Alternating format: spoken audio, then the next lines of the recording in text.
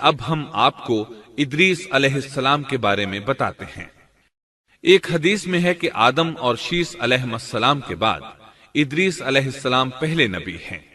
ایک دوسری حدیث میں ہے کہ ادریس علیہ السلام پہلے نبی ہیں جنہوں نے قلم کے ذریعے لکھا اور لوگوں کو کتابت سکھائی۔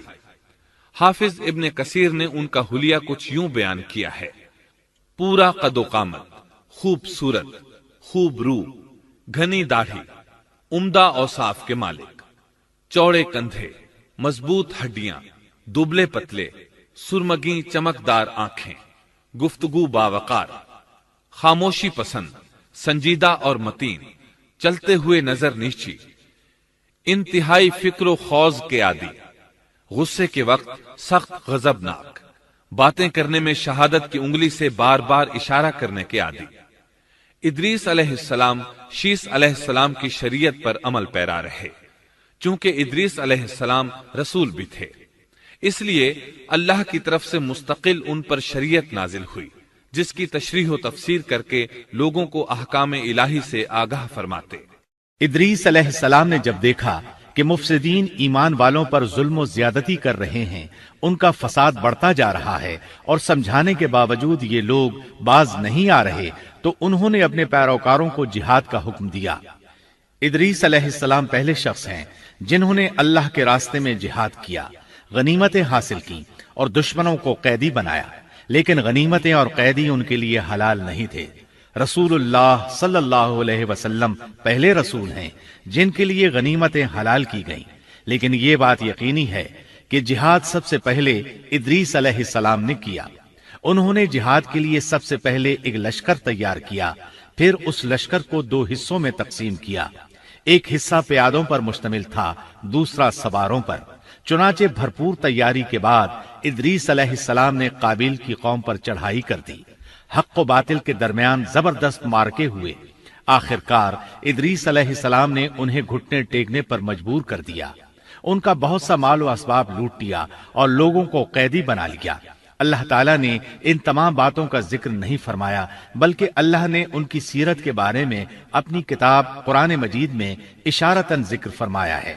مثلا سورہ مریم آیات 56 اور 57 میں ارشاد ہوتا ہے: اور اس کتاب میں ادریس کا بھی ذکر کر، وہ بھی نیک کردار نبی تھے، ہم نے انہیں بلند مقام پر اٹھایا۔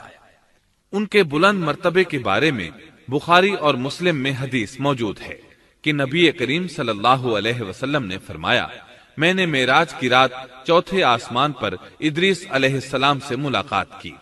وہ چوتھے آسمان پر بلند مقام پر فائز تھے۔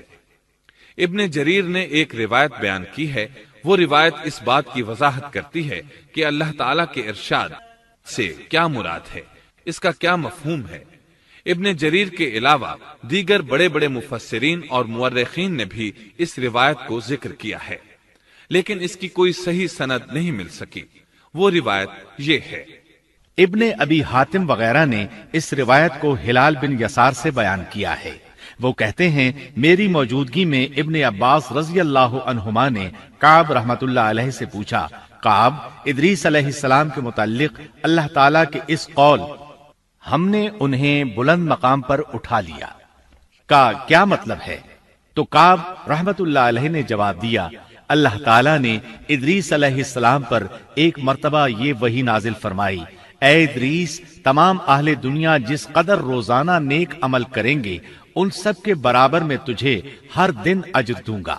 ادریس علیہ السلام نے یہ سنا تو انہیں خواہش محسوس ہوئی کہ میرے اعمال میں روز افزوں اضافہ ہو، اس لیے عمر کا حصہ طویل ہو جائے تو اچھا ہے۔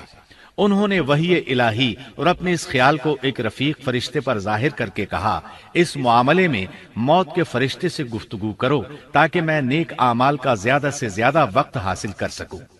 اس فرشتے نے جب یہ سنا تو ادریس علیہ السلام کو اپنے بازوؤں پر بٹھا کر لے اڑا۔ جب یہ چوتھے آسمان سے گزر رہے تھے تو موت کا فرشتہ زمین پر آنے کے لیے اتر رہا تھا، وہیں دونوں کی ملاقات ہو گئی۔ دوست فرشتے نے موت کے فرشتے سے ادریس علیہ السلام کے بارے میں گفتگو کی۔ موت کے فرشتے نے دریافت کیا، ادریس علیہ السلام کہاں ہیں؟ اس نے کہا، میری پشت پر، موت کا فرشتہ کہنے لگا، مجھے اللہ کی طرف سے یہ حکم ملا ہے کہ چوتھے آسمان پر ادریس علیہ السلام کی روح قبض کروں۔ اس لیے میں سخت حیرت میں تھا کہ یہ کیسے ممکن ہے، ادریس علیہ السلام تو زمین پر ہیں۔ چنانچہ موت کا فرشتہ ادریس علیہ السلام کے پاس آیا، ان سے اجازت طلب کی اور ان کی روح قبض کر لی۔ انبیاء کو یہ امتیاز حاصل ہے کہ فرشتہ ان کی اجازت کے بغیر ان کی روح قبض نہیں کر سکتا، اور رسول اللہ صلی اللہ علیہ وسلم کو تو یہ اختیار دیا گیا کہ آپ دنیا میں مزید رہنا پسند کریں تو رہ سکتے ہیں، یا پھر رفیق اعلیٰ کی رفاقت کو پسند کر لیں۔ آپ نے رفیق اعلیٰ کی رفاقت کو پسند فرمایا۔ اس طرح ادریس علیہ السلام کی روح چوتھے آسمان پر قبض کی گئی۔ انہیں بھی عیسیٰ علیہ السلام کی طرح آسمان پر اٹھایا گیا۔ فرق یہ ہے کہ عیسیٰ علیہ السلام کی روح قبض نہیں کی گئی۔ یہ واقعہ نقل کر کے کعب رحمت اللہ علیہ فرماتے ہیں کہ اللہ تعالیٰ کے ارشاد کی تفسیر یہی ہے، لیکن درست بات یہ ہے کہ یہ اسرائیلی روایت ہے۔ ادریس علیہ السلام کی وفات ہو گئی تو لوگ فساد میں اور بڑھ گئے، ان میں شر پھیل گیا، تاہم وہ توحید پر قائم رہے۔ بت پرستی کا ان میں کوئی شعور نہیں تھا۔ لوگ آدم علیہ السلام کی وفات کے 1000 سال بعد تک توحید پر قائم رہے۔ ان میں فسق و فجور ضرور تھا، لیکن شرک نہیں تھا۔ اللہ تعالیٰ کے اس ارشاد دراصل لوگ ایک ہی امت تھے کا یہی مطلب ہے۔